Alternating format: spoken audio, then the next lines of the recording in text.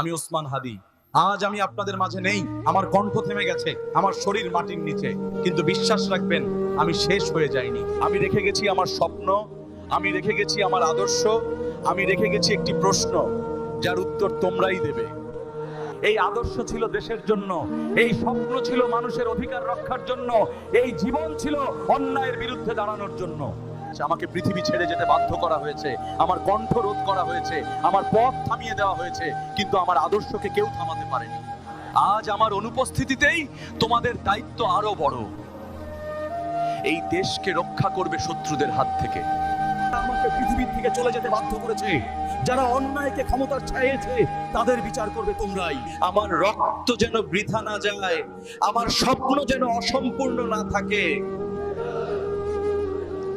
আমি নেই, কিন্তু আমার আদর্শ তোমাদের মাঝেই বেঁচে থাকুক। আমার জন্য দোয়া করবেন। ভালো থেকুন সবাই।